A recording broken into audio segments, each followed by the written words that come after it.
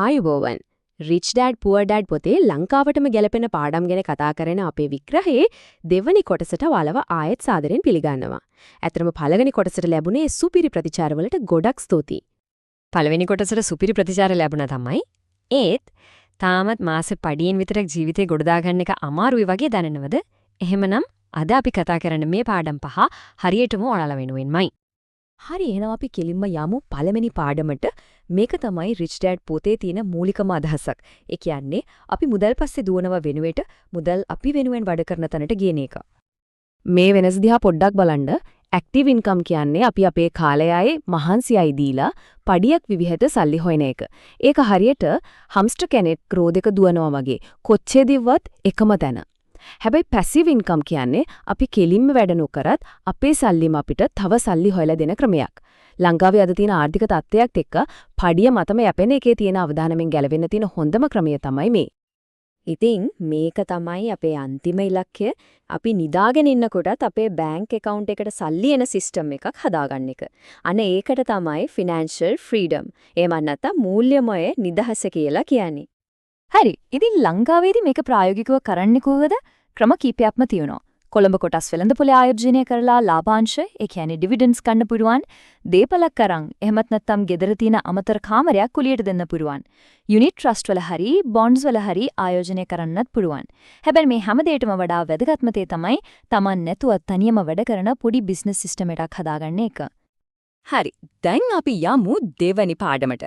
සල්ලි අපි වෙනුවෙන් වැඩ කරවන්න නම් අපිට විශේෂ දැනුමක් ඕන වෙනවා.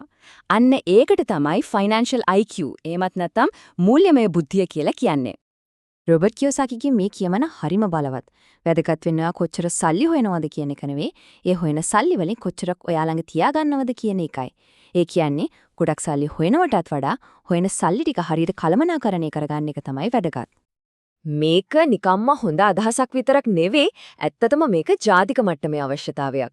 අපේ රටේ තියෙන ආර්ථික ප්‍රශ්න ගොඩකට එක හේතුවක් තමයි මිනිස්සුන්ගේ මූල්‍ය සාක්ෂරතාවයේ අඩුකම. ඒක නිසාමයි ශ්‍රී ලංකා මහ බැංකුව පවා රට පුරාම මේ ගැන මිනිස්සුන්ව දැනුවත් කරන්න ලොකු වැඩපිළිවෙලක් අරන් යන්නේ. එහෙනම් මොකක්ද මේ financial IQ එකේ තියෙන පෝසත් අයව අනිත් හැමෝමම වෙනස් කරන ඒ number 1 රීතිය? අපි බලමු ඒක ඊළඟ පාඩමෙන්. මෙන්න මේක තමයි Rich Dad Poor Dad පොතේ තියෙන ජනප්‍රියම වගේම වැදගත්ම සංකල්පය. ඒ තමයි වත්කම් සහ වගකීම් කියන දේ අතර තියෙන වෙනස හරියටම අඳුර ගන්න එක. හරි, මම පොඩි ප්‍රශ්නයකින් පටන් ගන්නම්. කෙනෙක් ජීවත් වෙන ගෙදර ඇත්තටම වත්කමක්ද නැත්නම් වගකීමක්ද? පොඩ්ඩක් හිතන්න. ලංකාවේ උද්දමනය, ගෙවල් වලට යන නඩත්තු වියදම්, බදු මේ ඔක්කොම එක්ක බැලුවම ගොඩාක් අය හිතනවට වඩා මේකේ උත්තරේ වෙනස් වෙන්න පුරුවන්. මේ වෙනස හරිම සරලයි. වත්කමක් එහෙම නැත්නම් ඇසෙට් එකක් කියන්නේ තමන්ගේ සාක්කුවට සල්ලි ගේන දෙයක්. වගකීමක් එහෙම නැත්නම් ලයබිලිටි එකක් කියන්නේ සාක්කුවෙන් සල්ලි එළියට ගන්න දෙයක්. උදාහරණයක් විදියට කුලියට දීපු ගෙදරකින් මාසයක් ගානේ ආදායමක් එන නිසා ඒක වත්කමක්. හැබැයි ලෝන් එකක් ගෙව පදිංචිලා ඉන්න ගෙදර වගකීමක්.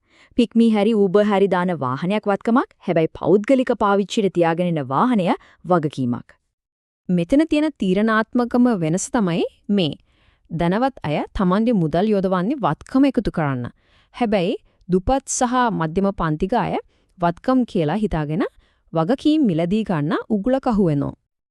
ඊළඟ පාඩමෙන් කියවෙන්නේ ඇත්තටම ධනය ගොඩනගා ගන්නා නම් තමන් කරන රැස්සාවට අමතරව තමන්ගේම වත්කම් තීරුව ගැන අවධානය යොමු කරන්න ඕන කියන එක.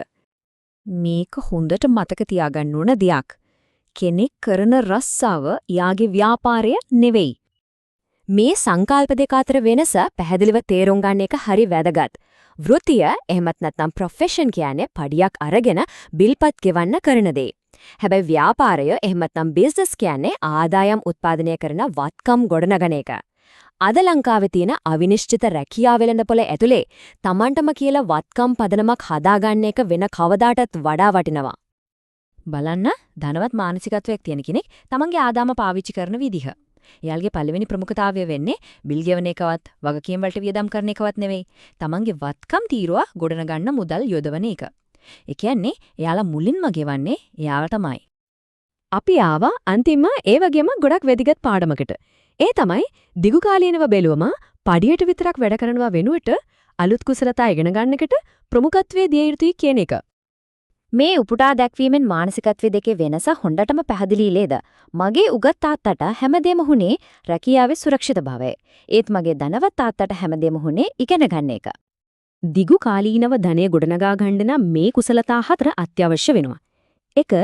ගිණුම්කරණය. ඒ කියන්නේ ඉලක්කම් තේරුම් ගන්න එක. 2. ආයෝජනය. ඒ කියන්නේ සල්ලි වර්ධනය කරගන්න විදිය. 3. වෙළඳ පොළ ගැන අවබෝධය. ඒ කියන්නේ ඉල්ලුම සහ සැපයුම ගැන ඉගෙන ගන්න එක.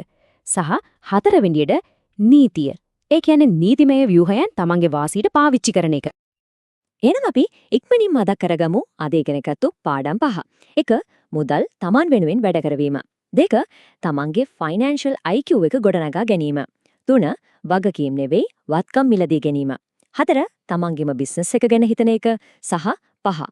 පඩියට විතරක් නෙවෙයි ඉගෙන ගන්නත් එක්ක වැඩ කරන එක.